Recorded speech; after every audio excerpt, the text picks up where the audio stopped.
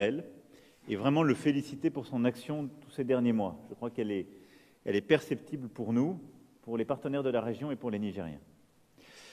Une réunion s'est donc tenue à distance à laquelle j'ai pu être convié il y a quelques instants, qui a permis entre les partenaires du G5 Sahel et la France d'échanger justement sur nos priorités. Dans Bazoum, revenir sur les résultats et décisions de ce sommet auquel la France était conviée, sur les modalités de transformation de notre présence militaire au Sahel. Comme vous le savez, j'avais eu l'occasion de m'exprimer au lendemain du sommet de N'Djamena et plus récemment à la veille du G7 sur la logique et les objectifs qui sont à l'origine de cette évolution. Depuis cette date, un intense travail de coordination et de concertation a été mené avec nos partenaires africains, évidemment sahéliens au premier chef, mais plus largement toute la région, avec nos partenaires européens, engagés aux côtés du Sahel également, à travers des missions de formation, EUTM, des coopérations en termes de logistique ou leur participation à la MINUSMA, et concertation aussi avec tous nos partenaires internationaux. Je constate que ce travail de consultation et d'explication a permis non seulement de rassurer nos partenaires sahéliens et internationaux, mais aussi de consolider leur choix de s'engager au Sahel. À ce titre, les conclusions du Conseil européen du 24 juin ont en effet renouvelé l'engagement des États membres à contribuer à l'opération EUTM et à la Task Force Takuba. De nouveaux États se sont même joints à Takuba. Je citais ici la Roumanie, qui a décidé ces derniers jours de rejoindre donc Takuba. Dans le même temps, le Conseil de sécurité des Nations Unies vient de renouveler à l'unanimité le mandat de la force des Nations Unies, la MINUSMA, au sein de laquelle plusieurs partenaires européens sont également engagés. C'était le 29 juin dernier. La combinaison de ces décisions démontre clairement la continuité de l'engagement international au Sahel. En parallèle, et même en amont de ces concertations avec nos partenaires internationaux, nous avons mené depuis plusieurs mois un dialogue approfondi avec nos partenaires sahéliens, qui sont évidemment partie prenante de ces évolutions. Ces échanges ont débuté dès le début de cette année, dans le cadre des échanges que nous avons tenus en préparation du sommet de N'Djamena. Ils se sont poursuivis sans relâche jusqu'à ce jour, et la réunion que nous venons d'avoir dans le cadre de ce sommet du G5 Sahel.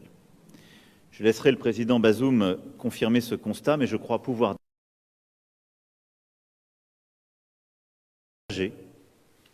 à la fois sur le sens, l'opportunité et les modalités des évolutions de notre présence militaire au Sahel. Le sens de ces évolutions, de la reconfiguration de notre présence, c'est d'abord le maintien de notre engagement au Sahel. Et je vais ici le dire clairement. Nous restons engagés au Sahel parce que cela nous est demandé par les États de la région. C'est une évidence qui tend à être perdue de vue et qu'il faut sans cesse rappeler. La France n'a pas vocation, encore moins la volonté, de rester engagée éternellement au Sahel. Nous sommes là parce qu'on nous le demande et pour une durée qui n'excédera jamais ce qu'on nous demande. Cette sollicitation d'appui de la France a été réitérée lors des sommets de Pau et de N'Djamena. Elle est également ressortie sans ambiguïté de l'échange que nous avons eu ce matin. Le sens de notre présence, je l'avais déjà dit dans mon discours à Ouagadougou, n'a plus aucun rapport avec les interventions militaires que la France a pu mener par le passé sur le continent africain. Nous avons changé de monde comme de logiciel et notre action militaire est la réponse à une menace globale qui dépasse le continent africain, mais dont les principales cibles et victimes sont aujourd'hui les populations africaines, particulièrement les populations du Sahel.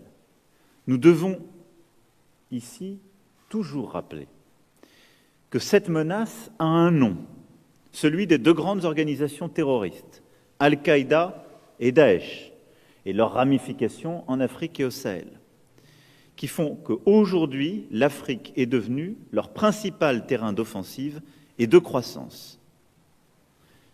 Nous connaissons ces organisations. Elles ont frappé plusieurs continents, dont le nôtre, et jusqu'à notre sol français. Nous n'ignorons rien de leur agenda.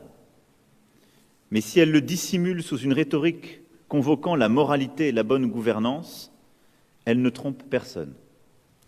Nous savons en réalité que cet agenda ne fait aucun cas du sort et de la dignité des populations africaines, et qu'il ne se limite pas à l'horizon d'occuper un territoire ou une capitale. Notre ennemi, ces groupes terroristes, aujourd'hui en Afrique, c'est un projet expansionniste, idéologique, dont la prise de contrôle d'un territoire sahélien n'est qu'une étape.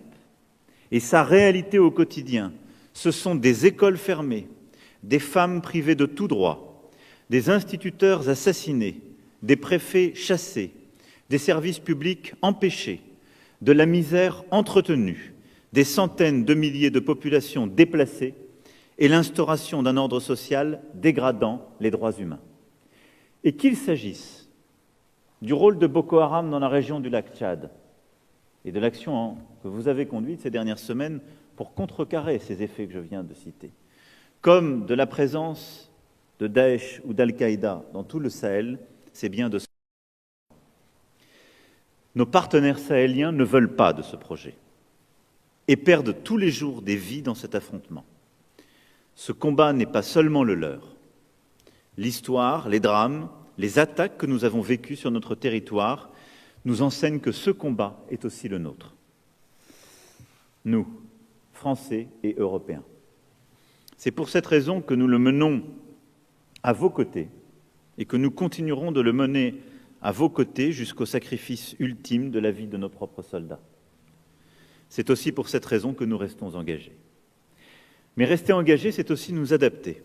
Depuis la décision d'intervenir au Mali en janvier 2013, les formes et les modalités de notre appui aux pays du Sahel ont connu plusieurs évolutions. Nous avons régionalisé notre approche, recentré notre action sur la zone des 3 frontières, renforcé le pilier civil de notre engagement, créé le cadre aussi d'une coalition pour faciliter l'engagement d'autres partenaires. Notre action s'est ainsi progressivement inscrite dans un cadre de plus en plus internationalisé et de plus en plus partenarial avec les pays de la région. Sahélisation, internationalisation, telles furent les évolutions des 3 dernières années sur ce théâtre d'opération. À titre d'illustration, la part de nos opérations menées conjointement avec nos partenaires sahéliens est aujourd'hui très largement supérieure à la part des opérations que nous menons de manière autonome. Aujourd'hui, nous entamons une nouvelle évolution profonde de notre engagement au Sahel. Pourquoi ce mouvement ? Tout d'abord parce que les succès que nous avons enregistrés nous le permettent. Et c'est le premier fait générateur de cette transformation. Dans les derniers mois de l'année 2019, les 2 organisations terroristes que j'ai citées ont tenté de reproduire ce qu'elles avaient tenté au début de la décennie 2010, à savoir instaurer un territoire sous leur contrôle entier, pouvant ensuite servir de plateforme de projection. Ce projet d'enracinement territorial a été entravé, empêché, par la concentration des efforts et des forces que nous avons décidés lors du sommet de Pau. Grâce à ce sursaut militaire, à un réengagement supplémentaire des armées françaises, à une meilleure organisation de notre coordination avec nos partenaires sahéliens, nous avons pu tous ensemble reprendre le contrôle de ces territoires. Le défi est désormais d'amener progressivement dans ces zones un maximum de services aux populations. C'est le sens du sursaut civil que nous avons décidé lors du sommet de N'Djamena et dans lequel le Niger, je dois le souligner, est particulièrement investi. C'est le sens même des actions menées dans plusieurs zones par le président nigérien. Le second fait générateur de cette évolution, c'est l'évolution même de la nature de la menace. Tirant les leçons de leur échec, nos adversaires ont aujourd'hui délaissé une ambition territoriale au profit d'un projet de dissémination de la menace, plus seulement à l'échelle du Sahel, mais à l'échelle de l'ensemble de l'Afrique de l'Ouest. L'illustration la plus pressante de ce changement de paradigme est la pression exercée par les groupes terroristes dans les zones se situant à la frontière entre le Burkina Faso et la Côte d'Ivoire. Cette offensive présage malheureusement d'une pression renforcée sur l'ensemble des pays du Golfe de Guinée, qui est d'ores et déjà une réalité. face à ce pivot vers le sud des organisations terroristes, l'erreur aurait été de nous attarder dans un schéma qui ne correspond plus ni à la géographie, ni au mode de dissémination de la menace. La stabilisation de la zone des 3 frontières et le reflux de l'emprise terroriste sur cette région nous ouvrent aujourd'hui la possibilité de mettre en œuvre, sans plus attendre, la reconfiguration de notre présence selon des modalités concertées avec nos partenaires et alliés sahéliens. Cette reconfiguration débutera dès les prochaines semaines.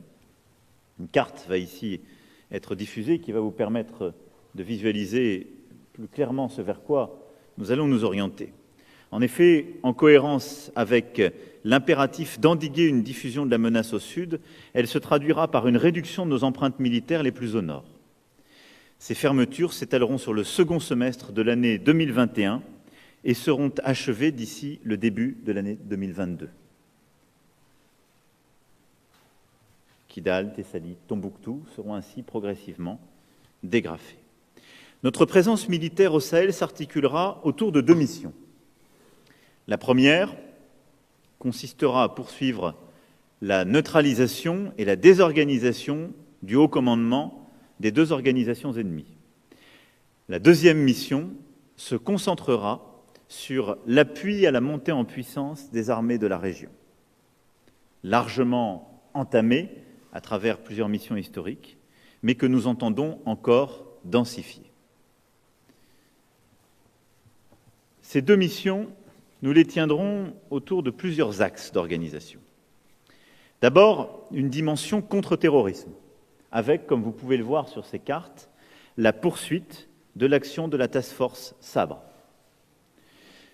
Ensuite, elle sera renforcée par une dimension partenariat de combat, pour justement s'attaquer et renforcer la lutte contre le terrorisme, en accompagnant justement l'action de nos partenaires africains avec des opérations communes. La lutte contre le terrorisme se poursuivra donc autour de la Task Force Takuba, dont la reconnaissance dans les conclusions du dernier Conseil européen et dans le nouveau mandat de la MINUSMA illustre la dimension profondément européenne et multilatérale. La Task Force Takuba aura donc une mission de lutte contre le terrorisme. Elle s'inscrira dans un partenariat étroit, elle sera coordonnée depuis le poste de commandement de Niamey avec les armées du G5 Sahel. Elle aura une nation cadre, un État cadre, la France, et elle agrégera plusieurs nations partenaires. Nous avons d'ores et déjà, aux côtés de la France, 9 partenaires européens. Nous avons sollicité plusieurs autres partenaires non européens et nous sollicitons sur des missions d'appui des partenaires africains. La carte ici rend compte du champ de la mission actuelle de la Task Force Takuba, mais les discussions que nous avons eues aujourd'hui avec le président Bazoum nous permettent justement d'élargir celle-ci et d'avoir une rotule qui, nous allons y travailler dans les prochaines semaines, permettrait évidemment d'avoir un rôle accru ensemble et ce partenariat de combat et de lutte contre le terrorisme également au Niger. La France maintiendra en ce sein une contribution significative en étant accompagnée des Italiens, des Danois, des Roumains, des Portugais, etc. À côté de cette lutte contre le terrorisme, il y a la mission, je le disais, de monter en puissance des armées de la région. À cet égard, nous concentrerons notre appui à travers 2 dimensions. Une dimension coopération, pour former, entraîner, équiper, conseiller les armées partenaires. Cette dimension sera renforcée et s'appuiera notamment, je signale que nous avons perdu l'écran, juste, donc si nos amis et partenaires qui sont de l'autre côté de l'écran ne nous suivent plus, je propose qu'on les reconnecte, si le nécessaire peut être fait. Voilà, merci beaucoup. La deuxième mission, donc, c'est la montée en puissance des armées de la région. La dimension coopération, je le disais, sera renforcée et s'appuiera notamment sur le dispositif de partenariat militaire opérationnel existant à l'échelle régionale de l'Afrique de l'Ouest. Elle se mettra en place en synergie avec nos partenaires et avec les missions internationales, en particulier l'EUTM. Outre la préparation à l'engagement opérationnel, il s'agit de construire des outils de défense capables de former, d'entraîner et de gérer dans la durée les soldats, d'entretenir les matériels, d'acquérir aussi des compétences. Et donc, nous aurons dans cette dimension coopération à continuer à monter en puissance au travers de l'UTM et à le compléter par des coopérations bilatérales que nous ferons à l'égard de l'ensemble des nations du G5 Sahel. Nous accompagnerons cette transformation des outils de défense par du conseil et de l'appui au commandement, et donc des partenariats et des coopérations humaines dans la durée. Il y aura aussi une dimension réassurance que vous voyez figurer sur cette carte, pour demeurer en permanence en mesure d'intervenir rapidement au profit des forces alliées ou partenaires, grâce à nos capacités aériennes déployées à partir du Niger. Nos partenaires bénéficieront aussi du maintien de certaines capacités essentielles au Mali, santé, aéromobilité, force de réaction rapide. Et le Tchad restera enfin un élément clé de notre dispositif, avec le maintien d'une présence aérienne et terrestre significative et orientée également vers la coopération avec les forces armées tchadiennes. Et donc, vous le voyez, ce soutien aux armées de la région aura une composante coopération et formation et une composante réassurance avec Niamey qui sera très fortement musclé, si je puis dire, des forces aériennes qui seront placées là, le commandement central de la task force Takuba et le commandement de la coordination entre Takuba et les dispositifs des forces conjointes du G5 Sahel. Cette transformation, cette évolution de notre dispositif, nous la mettrons en œuvre donc dans les prochains mois. Et elle est celle qui nous paraît le mieux répondre, évidemment, à l'évolution de la menace. Avec l'accord du président Bazoum, que je remercie, ce nouveau dispositif, comme je le disais, sera coordonné et commandé depuis nos éléments présents au Niger. En temps voulu, donc, une fois ce cheminement fait, l'opération Barkhane sera fermée. Ce transfert de commandement se fera tout en maintenant notre présence militaire existante, comme je l'évoquais, au Tchad. En parallèle, vous le voyez aussi figurer sur cette carte, nous aurons un effort régional de coopération, puisque pourront être mobilisés, comme nous l'avons fait d'ailleurs au début de l'année 2020, les forces françaises en Côte d'Ivoire et toutes les forces françaises qui appuient dans la région, ce qui est cohérent avec l'élargissement de la menace, comme je l'évoquais tout à l'heure. Je vous rappelle que lors du sommet de Pau, nous avions décidé, lors du sursaut militaire, de mobiliser plusieurs centaines d'effectifs qui étaient présents à Abidjan pour rejoindre Barkhane. C'est dans ce même esprit que nous continuerons d'avoir un appui régional et une sécurisation en appui de ce dispositif que je viens d'évoquer. Au final, cette transformation répond à la nécessité de s'adapter à la nouvelle posture des groupes terroristes, d'accompagner la prise de responsabilité des pays de la région et de reformuler ainsi le cadre et les objectifs de notre engagement au Sahel. Il s'agit bien sûr d'empêcher deux organisations terroristes de faire du Sahel et de l'Afrique de l'Ouest leur nouveau terrain d'expansion et d'enracinement. Mais il ne s'agit en revanche en aucun cas de nous substituer à la responsabilité et à la souveraineté des États de la zone pour remplir leur mission de sécurité et de service apportés aux populations. Voilà les quelques éléments à l'issue de ces concertations et après la présentation que le chef d'état-major de nos armées et que moi-même avons pu faire ce matin devant nos partenaires, ce dont je souhaitais vous rendre compte. Et je vais maintenant céder la parole au président Bazoum en le remerciant à nouveau de sa confiance, de son engagement et de sa présence aujourd'hui à Paris. Merci. Merci beaucoup, Monsieur le Président Macron. Je suis très heureux d'être aujourd'hui ici à Paris et à vos côtés à l'occasion de cette conférence de presse après nos entretiens de ce matin. Je voudrais vous remercier très sincèrement de m'avoir adressé cette invitation et de m'avoir donné l'occasion des échanges que nous avons eus.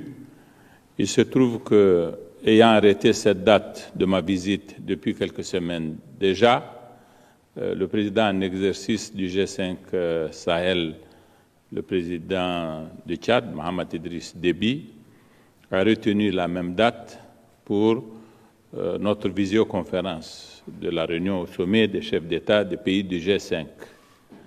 Et je voudrais vous remercier d'avoir mis à ma disposition les commodités qui m'ont permis de prendre part à cette visioconférence qui était une visioconférence des présidents des pays du G5 Sahel dans sa première séquence et qui a par la suite été suivie d'une séquence ouverte au président Macron.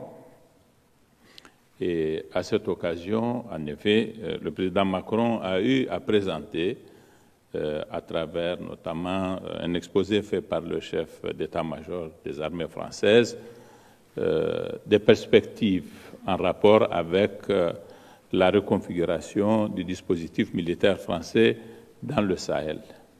Nous avons eu des entretiens en bilatéral, le président Macron et moi, qui ont concerné la vie du Niger, la vie de nos deux pays et notre relation bilatérale. J'ai à cette occasion dit au président Macron l'évolution de la situation militaire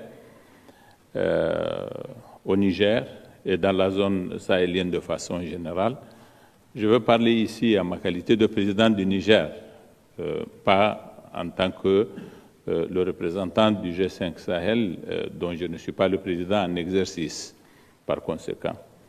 Et tout ce que j'aurais à dire, je le dirai en tant que président du Niger. Et si il y a des réponses que je dois apporter relativement à notre rencontre de ce matin, de la réunion des chefs d'État du G5 Sahel, je le dirai là également en tant que président du Niger. S'agissant de notre situation sécuritaire, ces dernières semaines, ces derniers mois, je dois dire, elle s'est considérablement améliorée sur l'ensemble des fronts où notre armée a été engagée. Elle a été engagée sur au moins 3 fronts. Le front du combat que nous menons contre Boko Haram dans la région du lac Tchad, le front de notre combat que nous menons à la frontière avec le Burkina. Ici, nous avons, au cours du mois de juin passé, mené une opération conjointe, transfrontalière. C'est quelque chose de tout à fait inédit entre nous et l'armée du Burkina Faso. Et cette coopération a débouché sur des résultats comme nous n'en avons jamais pu avoir. C'est la preuve, en effet, que si nous pouvions nous organiser et coordonner notre action et mener des patrouilles communes, même avec nos moyens propres, nous sommes en mesure d'avoir des résultats bien supérieurs que nous ne pourrions avoir si nous restions isolés, comme ça a toujours été le cas, malgré tout ce que nous disons sur la nécessité de la coordination, dont les principes sont définis par ailleurs dans le cadre du G5 Sahel, mais qui n'ont jamais été opérationnalisés, pour ainsi dire. Du côté de notre frontière avec le Mali, dans la région de Ménaka plus précisément, nous avons mené une opération conjointe avec Barkhane, qui, elle également, a débouché sur des résultats conséquents qui ont consisté dans l'arrestation de cadres importants de l'IGS, de l'État islamique dans le Grand Sahara, qui est notre ennemi dans cet espace-là, et qui ont aussi débouché sur la mort de cadres importants de cette organisation. Tout cela a créé une situation favorable à la mise en œuvre de l'une de nos décisions majeures du sommet de N'Djamena, qui consiste dans le sursaut civil. Du côté de la région du lac Tchad, j'ai pu me déplacer personnellement du 1er au 30 juillet dans la région de Divoire et j'ai donné le coup d'envoi, le point de départ, j'ai engagé le retour des populations déplacées de leur village depuis l'année 2015. Dans cette région, nous avons à peu près de 110 à 130 000 personnes déplacées au cours des années 2015, 2016, 2017. plus de 100 000 personnes réfugiées à partir de l'État de Borno du Nigeria dans la région de Difa. Nous avons décidé de ramener ces populations dans leur village. Le 20 juin, nous avons engagé cette opération qui a consisté à ramener le premier village qui est au point le plus extrême à l'est, à la frontière du lac Tchad, dans la zone qui était, il n'y a pas encore très longtemps, la zone la plus dangereuse. Nous avons ramené toute la population du village de Barouas, pas moins de 6 000 personnes. Nous avons ramené d'autres populations. Nous avons l'intention, les toutes prochaines semaines, de ramener presque 30 000 personnes dans 19 villages. Et cette opération, nous la continuerons pour qu'à l'horizon novembre-décembre de cette année, nous ramenions toutes les populations qui se sont déplacées en créant toutes les conditions nécessaires à leur accueil. Une assistance d'urgence humanitaire à leur profit, mais aussi la mise en œuvre d'un programme de reconstruction de tous les services de base nécessaires à la vie commode de ces populations dans leur village, tout en leur assurant la sécurité de façon qu'elles ne se retrouvent plus dans une situation à devoir quitter leur village pour chercher la sécurité ailleurs. Nous allons leur assurer cette sécurité. Je profite de l'occasion que j'ai aujourd'hui, j'ai eu à le faire pour ce qui concerne la France, à lancer donc un appel à l'ensemble de la communauté internationale pour qu'elle nous vienne en soutien à cette opération importante qui donne tout son sens au combat que nous avons mené jusqu'à présent, qui ne devrait pas se réduire uniquement à son aspect militaire de résistance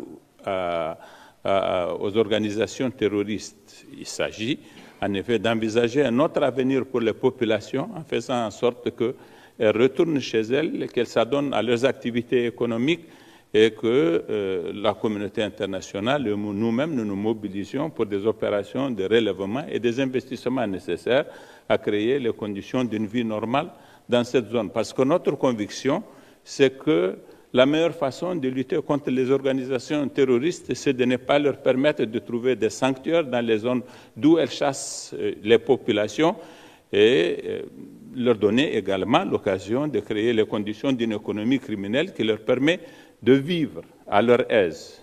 Nous avons chassé ces terroristes de ces villages-là, nous allons les réoccuper et nous allons faire en sorte que ce soit les populations qui vivent de leur économie plutôt que ce soit les qui en vivent. C'est une zone particulièrement riche parce qu'il y a deux cours d'eau importants, la rivière de la Komadougou et le lac Tchad lui-même. On peut faire beaucoup de pêche, beaucoup d'agriculture irriguée, un élevage comme on ne le fait pas ailleurs, et ainsi de suite. C'est notre pari. Nous sommes en train de le réussir et nous irons jusqu'au bout de notre volonté. Nous lançons un appel pour que nous soyons soutenus. Et je dis aux organisations humanitaires que si ces populations étaient déplacées parce qu'elles étaient en proie à une pression de Boko Haram, nous aurions eu beaucoup de personnes qui auraient manifesté leur solidarité en considérant que ce sont des personnes à secourir.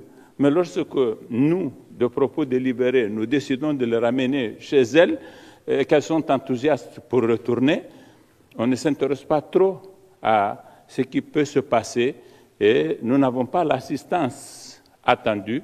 Donc, je dis qu'il faut considérer que ces populations sont dans les mêmes conditions de besoin d'une assistance d'abord humanitaire d'urgence et ensuite toute la communauté internationale doit se mobiliser pour soutenir une opération qui fait les choses à rebours de tout ce qui s'est passé jusqu'à présent parce que c'est la seule façon pour nous d'affirmer notre autorité et de faire en sorte que nous réoccupions notre espace et que nous normalisions la situation de nos populations. Je demandais au gouverneur de l'État de Borno de venir et avec lui, nous nous sommes entendus pour que les populations du Nigeria, qui sont tout aussi précieuses que les nôtres de retourner chez elles, puissent avoir cette possibilité Il a pris des engagements dans ce sens. C'est une personnalité d'un grand caractère, très sérieux, et avec qui nous allons faire ce travail-là. Nous nous sommes fixés comme échéance le mois de décembre, pour que tous les réfugiés du Nigeria qui sont sur le territoire de la région de Difa retournent chez eux. C'est plus de 130 000 personnes, peut-être, dans plusieurs camps dans la région de Difa, qui ont vécu jusqu'à présent du soutien de la communauté humanitaire. Voilà, Monsieur le Président, une façon pour nous de mettre en œuvre ce grand engagement que nous avons pris avec les autres pays du G5 Sahel, N'Djamena, de créer les conditions d'un sursaut civil qui ramène les populations chez elles. C'est ce que nous avons fait dans la région de Tillabéri, tant du côté de la frontière avec Menaka au Mali, et qui concerne les populations des Armaganda, ainsi que les populations de Tillabéri dans l'Anzourou et des populations à la frontière avec le Burkina de Terra, que nous avons ramené. Les dernières personnes déplacées dans cette zone, nous les avons ramenées hier. Il nous reste des populations qui ont quitté la zone d'Inates, qui sont vers Aïrou. Nous n'avons pas encore les conditions d'un rapport de force militaire favorable pour que nous les ramenions. Et le jour où nous en aurons créé les conditions, nous allons également les ramener. Et toutes ces populations sont enthousiastes pour retourner chez elles. Nous sommes désormais dans la perspective d'un autre paradigme tout à fait à l'opposé de la situation qui nous a été imposée jusqu'à présent. S'agissant des perspectives de reconfiguration de l'opération Barkhane, telle qu'elle a été exposée par le chef d'état-major des armées françaises, évidemment que nous ne pouvons que souscrire à ce que la France est en train de faire, parce que d'une certaine façon, nous, avec le recul de notre expérience, c'est aussi à peu près les leçons que nous avons tirées de l'expérience de Barkhane. Si nous y avons vu des défauts, c'est des défauts dans ce qui est sa voilure. Et nous concevons en effet que cette voilure soit réduite parce que tout simplement, il s'agit de comprendre à qui nous avons affaire comme ennemis sur le terrain et est-ce que nous avons besoin de tous les moyens qui sont caractéristiques de l'opération Barkhane aujourd'hui pour y faire face. Nous pensons que, et je l'ai dit à l'occasion d'une interview que j'ai donnée avant que je sois investi comme président de la République, juste au lendemain de mon élection, j'ai dit que la nature de notre ennemi commande une autre coopération que celle du genre que nous pouvons mener aujourd'hui avec Barkhane. Et cette opération qui est en train d'être réalisée par la France nous paraît procéder d'une rationalisation de cet engagement et nous sommes absolument d'accord avec ce qui est en train d'être fait. L'essentiel étant que la France maintienne le principe de son appui, de sa coopération et de son soutien aux forces armées de nos différents pays. Nous avons besoin de la France dans ce qu'elle peut nous donner et que nous n'avons pas. Nous n'avons pas besoin de la France de ce que nous possédons déjà. La France a des capacités de renseignement électronique qui ne sont pas en notre possession. La nouvelle configuration ne nous prive pas de cette possibilité. C'est donc quelque chose d'important. La France a des moyens aériens que nous n'avons pas et qui complètent notre action à nous, que nous menons à terre. Et donc, par conséquent, cette dimension devant rester, nous considérons que ce sont les aspects de la coopération militaire française dont nous avons le plus besoin, qui sont maintenus. Le reste doit procéder de notre effort de nous-mêmes. Et l'armée du Niger est organisée de façon à faire face à cette nouvelle situation. Et voilà, donc, Monsieur le Président, nous sommes totalement d'accord avec les perspectives telles que vous nous les avez expliquées et vous pouvez compter sur notre soutien à tous égards de ce point de vue. Et merci beaucoup, Monsieur le Président. Merci, Président. On va maintenant prendre quelques questions. Merci, Monsieur le Président. On va prendre des questions tout d'abord en salle, puis on partira en visio. Donc, je vous propose d'en prendre deux successives. Monsieur Moussa Yaha, TV Sahel, je vous propose. Ma question s'adresse au président Emmanuel Macron. Monsieur le Président, nous avons suivi avec intérêt l'exposé que vous avez présenté sur la reconfiguration de la force Barkhane, ce qui est intéressant, comme l'a dit Monsieur le Président Mohamed Bazoum. Mais toujours est-il que jusqu'ici, le G5 Sahel, qui a un volet certes militaire, mais un volet développement, n'arrive toujours pas à financer ce côté développement. Je me souviens qu'en 2018, février 2018 précisément, à Bruxelles, lors d'une réunion de mobilisation des partenaires, il a été mobilisé plus que ce qui est escompté en termes de promesses. Mais jusque-là, rien n'est arrivé à ces pays. Qu'est-ce qui bloque cela? Et deuxième question, Monsieur le Président, qu'est-ce que la France et l'Union européenne peuvent apporter comme appui au sursaut civil dont a parlé Monsieur le Président Mohamed Bazoum? Merci. Je vous propose de prendre une autre question en salle. Jérôme Rivet, AFP. Oui, bonjour. Est-ce que vous pourriez donner quelques précisions sur le plan, le nouveau dispositif, c'est-à-dire combien de soldats français seront toujours présents au Sahel à la fin de l'année?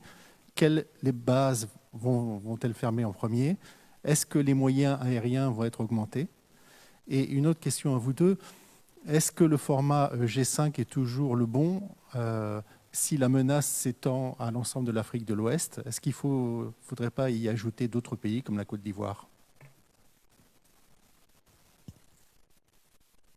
Sur le premier sujet qui a été évoqué, il y a le cadre et les financements. Le cadre, je vous rappelle, en juillet 2017, à Bamako, nous créons l'Alliance pour le Sahel, sur la politique de développement, à côté des forces conjointes G5 Sahel, et nous y mettons l'effort de développement français, allemand, de la Banque mondiale, et nous associons de partenaires progressivement. À ce titre, je veux ici dire que dans toute la zone, l'Agence française de développement apporte ses projets et ses financements au-delà même des engagements qui avaient été pris. Et avec de vrais succès de projets, qu'il s'agisse du Mali, du Burkina ou du Niger. Simplement, ces projets ne peuvent se substituer au retour de l'État et des services de l'État. C'est la discussion qu'on a eue avec, par exemple, le président de transition Goïta, et que j'avais avec celui-ci moi-même au téléphone la semaine dernière, avec son prédécesseur. Vous pouvez faire tous les projets de développement que vous voulez. Si les services de l'État, si la justice ne revient pas, l'école et les services de base de l'État, vos projets ne durent pas longtemps. D'où l'importance d'actions comme celle que le président Bazoum a détaillée à DIFA et qui sont essentielles. Donc ça, c'est le premier point sur lequel je veux attirer votre attention. Ensuite, la conférence de Bruxelles, en février 2018, dont vous avez parlé, avait permis de mobiliser 414 millions d'euros, dont 100 millions d'euros de l'Union européenne et 76 millions d'euros des États membres, 100 millions de l'Arabie saoudite, 60 millions des États-Unis, 30 millions des Émirats arabes unis, 50 millions des pays membres du G5 Sahel. Plusieurs partenaires ont déjà consenti des efforts plus importants que ceux qui avaient été annoncés. Les États-Unis, par exemple, ont livré du matériel aux forces armées du G5 Sahel pour plus de 100 millions de dollars. La France a apporté un soutien multiforme. Appui opérationnel permanent de Barkhane, le renseignement, l'accompagnement au combat, l'appui aérien, l'appui logistique, des cessions de matériel, des formations, mais aussi le déploiement de tous les projets, et même au-delà de ce qui avait été prévu, par l'Agence française de développement. Sur la période 2017-2023, l'Union européenne a décidé d'appuyer le G5 Sahel à hauteur de 250 millions d'euros via la facilité de paix pour l'Afrique, auxquels viennent s'ajouter 16,5 millions d'euros de contributions volontaires des États membres. Nous en avons discuté. Les Émirats arabes unis et l'Arabie saoudite devraient concrétiser prochainement leurs engagements, plutôt sur la partie militaire. Et l'Europe va continuer de mobiliser les facilités qui sont prévues pour accompagner le développement de ces projets. Certains partenaires, vous avez raison, ont mis du temps à faire de ces financements une réalité. Beaucoup de financements et d'accompagnement sont des réalités, et on a même été au-delà, la France et plusieurs autres, de nos engagements initiaux, mais qu'il s'agisse du volet militaire ou du volet développement, nous sommes au rendez-vous de ces engagements. On pourra en faire encore plus à mesure qu'il y a la partie politique qui est reprise en main par les États de la région, comme c'est fait aujourd'hui au Niger. Sur la deuxième question qui est posée, nous ferons par étapes, les 6 prochains mois seront consacrés justement à une organisation du passage, si on revoit la carte, de l'emprise Barkhane vers l'emprise Takuba et les partenariats. Je ne vous donnerai pas ici un calendrier précis pour des raisons simples de sécurité. Mais de manière très claire, c'est cette opération que nous allons conduire. Pendant tous les mois qui viennent, le nombre de militaires français sur le terrain ne décroîtra pas, pour des raisons simples, qui sont des raisons de sécurité, d'acheminement. Ils feront simplement des missions qui sont différentes par rapport à aujourd'hui. Par contre, à terme, nous aurons sur le dispositif qui est ici décrit entre 2500 et 3000 hommes. En plus de ça, nous aurons les dispositifs sédentaires, par exemple en Côte d'Ivoire, les forces françaises en Côte d'Ivoire qui seront également en appui. Je ne sais pas si tu veux rajouter. Oui, il y a une question qui nous est adressée à nous deux, à laquelle je vais essayer de répondre. Le journaliste nous demande si on ne doit pas envisager le changement du format G5 parce que ce fléau est en train de s'étendre et de contaminer d'autres pays comme la Côte d'Ivoire. Très clairement, est-ce que le G5 ne pourrait pas être élargi à la Côte d'Ivoire et certainement à d'autres pays? Vous savez, c'est quelque chose de tout à fait concevable parce qu'après tout, le G5 Sahel est une coordination dans le cadre d'une espèce de pacte militaire entre des pays confrontés à une même menace. Sauf que dans la réalité, le terrorisme dont nous nous occupons, qui est parti du Mali à partir de 2012, pour le moment ne concerne que 3 pays, vraiment, savoir le Niger, le Mali et le Burkina Faso. Le Tchad, lui, il est affecté par le phénomène de Boko Haram, et en cela, avec le Cameroun, le Nigeria et le Niger, la Mauritanie, elle, grâce à Dieu, pour le moment, épargnée de tout cela. Lorsque, évidemment, le phénomène s'élargit, comme c'est le cas, on pourrait un jour envisager, en effet, que cette organisation de la solidarité et de la coordination entre des pays qui font face à une même menace s'élargisse à d'autres pays. Pour le moment, nous n'en avons jamais parlé, nulle part, même au sein de la CEDEAO. Il y a une structure qui a été créée entre un certain nombre de pays, que sont la Côte d'Ivoire, le Ghana, le Togo et le Bénin, me semble-t-il, avec laquelle nous avons une certaine relation qui n'est pas tout à fait organique pour le moment, mais oui, le principe ne doit pas être exclu. Sauf qu'il faut faire en sorte que le G5 soit déjà viable. Il faut faire en sorte que nous puissions faire un peu ce que nous venons de faire avec le Burkina Faso. C'est pour la première fois que ça se fait. Si le Mali était dans un état où on aurait pu envisager ce genre de choses, je suis sûr que nous les aurions faites depuis très longtemps. Ce serait ça plutôt le sens du travail à faire dans le cadre du G5 Sahel qu'autre chose. Par conséquent, je déduis que s'il doit y avoir un élargissement, ce que je conçois tout à fait, il doit être précédé par une rationalisation de notre action dans le cadre de la coordination de ce que nous faisons ensemble pour qu'un élargissement ait vraiment tout son sens. Voilà un peu la réponse que j'aimerais apporter à la question. Nous allons prendre maintenant 2 questions de Ouagadougou puis Bamako. Ouagadougou, Abdoulaye Bari, journaliste indépendant, et à Bamako, Awa Traoré du Nouvel Horizon. Monsieur le Président, bonjour. Est-ce que vous nous entendez? Je vous entends. Monsieur le Président, bonjour. Vous pouvez poser votre question. Monsieur le Président, j'ai une question à 2 volets, un volet sécuritaire et un volet politique. Le premier volet, 6 ans après la création du G5 Sahel, Monsieur le Président, il y a eu certes des victoires, comme vous l'avez souligné, mais désormais on assiste à un enlisement de la situation au Sahel avec des pans importants des territoires qui sont occupés par des groupes terroristes qui dictent donc leurs lois. À l'heure où je vous parle, Monsieur le Président, des milliers d'éleveurs ont perdu leur bétail, des milliers de paysans ne pourront pas aller cultiver. Vous avez parlé des écoles qui ont fermé, vous avez parlé des centres de santé, mais les éleveurs et les agriculteurs, soit ils mourront de faim ou rejoindront donc les groupes terroristes. Je vous pose une question, Monsieur le Président, que le citoyen lambda se pose au Sahel, sans être un anti-français, c'est des gens qui vous aiment très bien pour vos actions.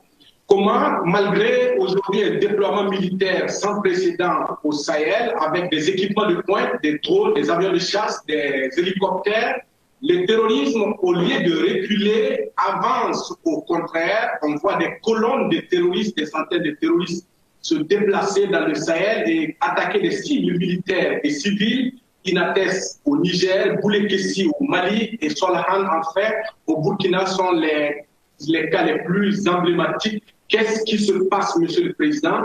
La coopération entre armées françaises et leurs partenaires du Sahel est-elle sincère véritablement sur le terrain? Le volet politique de ma question, Monsieur le Président, vous avez salué l'élection donc du président Mohamed Bazoum, un fin connaisseur des questions sécuritaires. Vous avez salué donc la vitalité de la démocratie, c'est une très bonne chose. La gouvernance démocratique, c'est l'un des axes majeurs donc du G5 Sahel. Sauf que désormais, à la crise sécuritaire, est venue se greffer une crise politique et institutionnelle au Sahel. On a vu le coup d'État au Tchad et un coup d'État au Mali.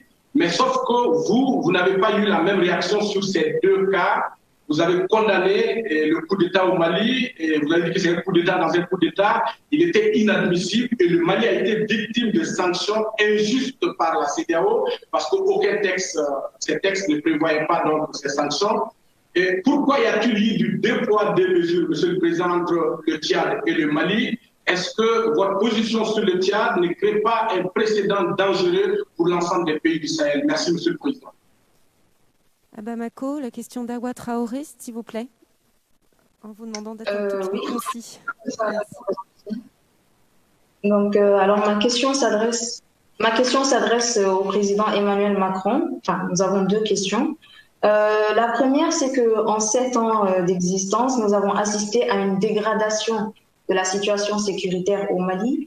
Vous dites qu'il va y avoir une évolution de l'emprise de la force Barkhane plutôt vers la force Takuba. Ne pensez-vous pas que la situation va aller plutôt vers une dégradation, particulièrement parce que ces forces étrangères qui viennent d'arriver, qui ne sont pas la force Barkhane, sont moins imprégnées des défis sur le terrain que la force Barkhane? Et la deuxième question, ça concerne... Alors, c'est à ce jour, avez-vous une connaissance, une convergence de vues avec le président Assimi Goïta? Merci. Sur quel sujet? Sécuritaire. Très bien. Vous voulez qu'on poursuive, qu'on prenne... Vous voulez répondre déjà à ces deux-là et... Très bien. Oui. Alors, sur la question de Ouagadougou, posée depuis Ouagadougou, et qui rejoint pour partie celle de Bamako, me permettrais-je d'abord de vous faire remarquer qu'il n'y a pas de présence de Barkhane à proprement parler sur votre sol. Je pense que c'est un point qu'il est toujours bon de rappeler. Et les dégradations que vous observez sur le plan sécuritaire ne sont imputables ni à la présence ou à l'action de Barkhane, puisque nous n'y sommes pas. Cela montre quoi? Un terrorisme qui descend vers le sud, et depuis plusieurs années sur le sol burkinabé. La difficulté de mener plusieurs opérations complexes, mais surtout des groupes terroristes qui prennent une autre forme. Parce que, soyons clairs, les phénomènes que nous voyons de plus en plus sur le sol burkinabé sont des phénomènes où les terroristes vont convaincre des gens qui sont dans la grande pauvreté sur une base, je dirais, ethnique et ou économique. L'absence de perspective économique crée en quelque sorte du potentiel de recrutement pour les terroristes et les tensions ethniques qui ont pu exister créent du potentiel de recrutement. C'est ça ce qui se passe. Et donc ce qui a donné, en quelque sorte, aux groupes terroristes les plus structurés, les plus militarisés, la possibilité d'avoir des proxys, qui sont des populations civiles armées. Ceci s'accroît avec la diffusion des armes de guerre dans toute la région. Mais est-ce qu'on parle là de groupes terroristes entraînés, endoctrinés et surarmés? Non. On a différentes strates aujourd'hui d'actions qui sont dans la région.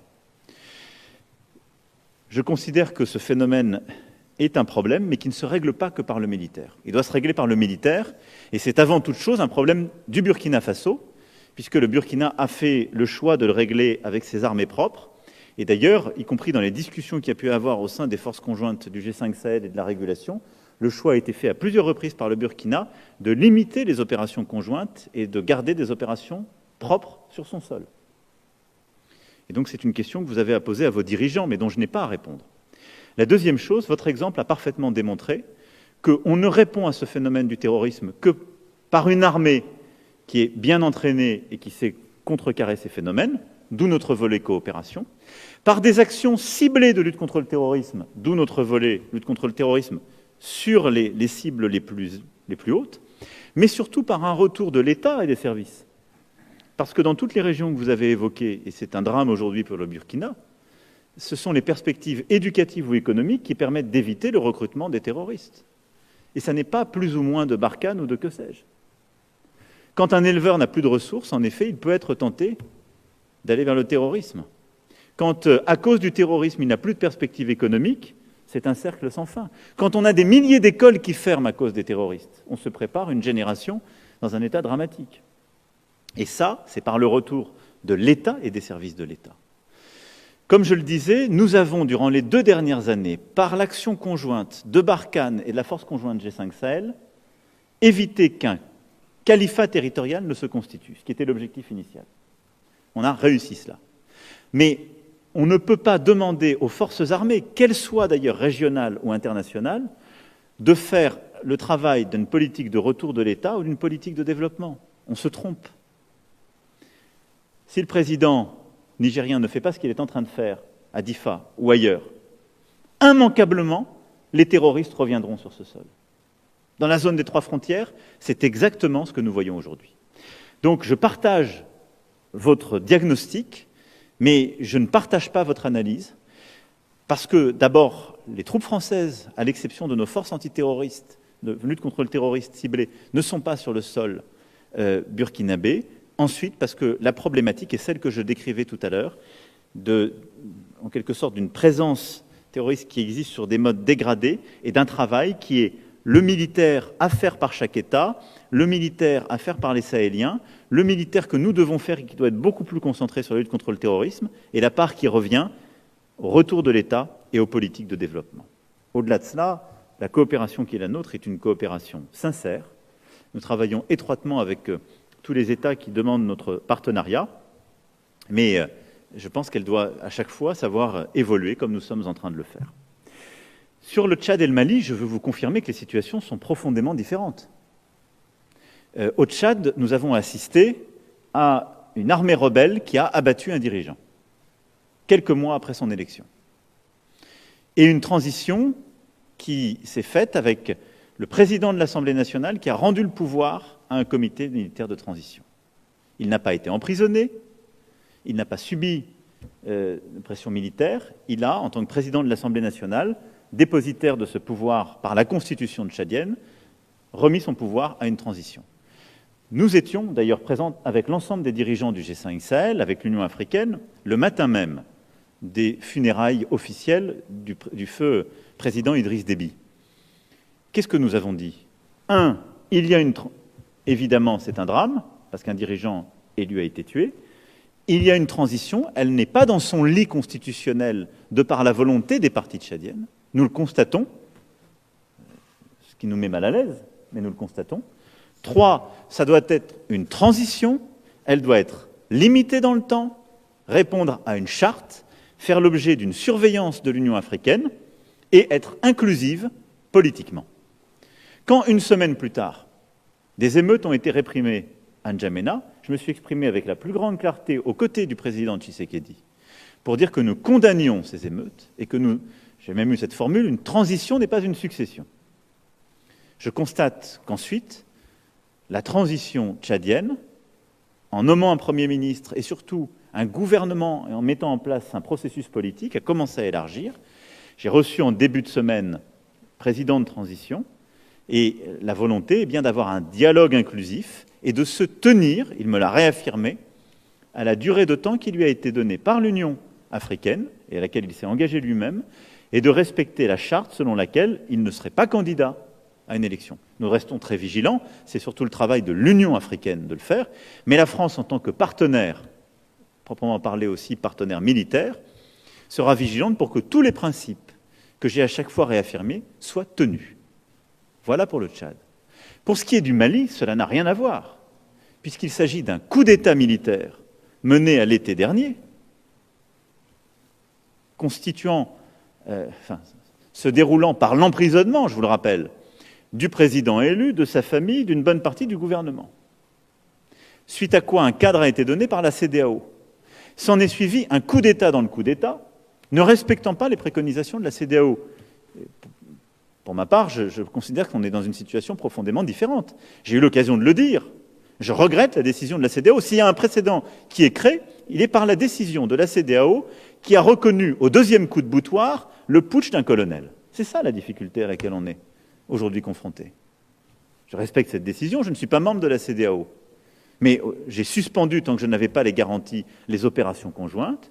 Ayant eu les garanties de la part de la transition malienne, nous avons repris des opérations conjointes, mais nous avons une approche extrêmement prudente, car la situation me préoccupe sur le plan politique, et je considère que c'est aujourd'hui la responsabilité de la CEDEAO et de l'Union africaine de s'assurer que, justement, la transition respecte bien tous les principes qui ont été fixés. Au vu de l'expérience des 10 derniers mois, j'ai plutôt de la défiance.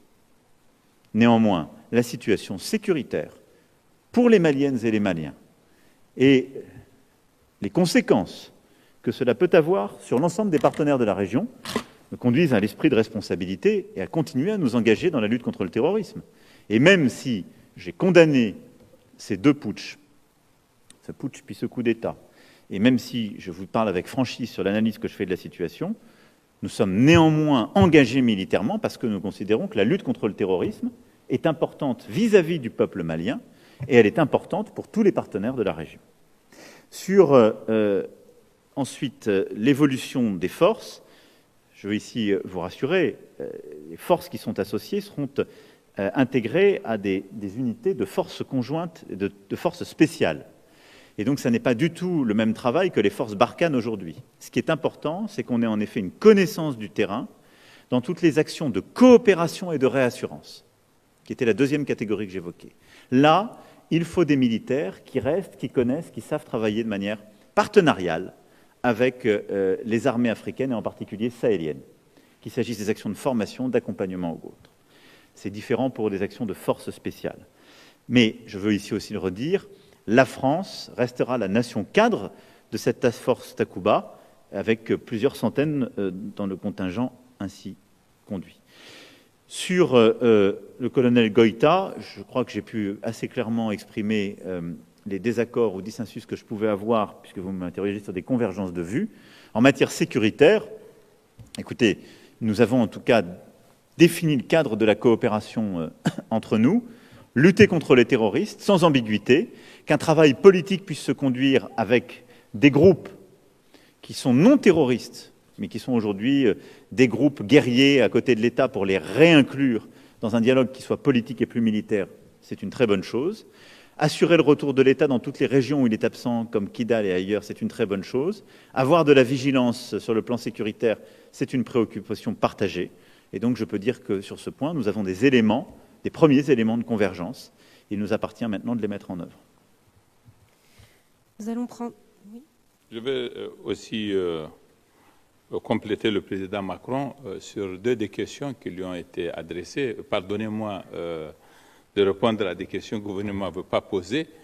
Non, franchement, j'entends souvent les Africains se plaindre de ce que le Sahel fait l'objet de grands débats et puis de forces importantes extérieures qui y opèrent, mais ça ne donne de résultats. Ça ne donne pas de résultats. Et je suis chef d'État, je veux vous le dire, ça ne donne pas de résultats parce que pour le moment, ce sont nos armées qui n'ont pas été à la hauteur de la situation. Je ne conçois pas que c'est la vocation de la France ou de son armée ou la vocation de l'armée de quelque autre pays de venir faire la guerre à notre place. Nous avons à faire en sorte que nos forces soient efficaces, qu'elles soient bien entraînées, qu'elles soient bien équipées, c'est leur tâche à elles. Elles l'accomplissent avec beaucoup de courage, mais elles sont en train d'apprendre.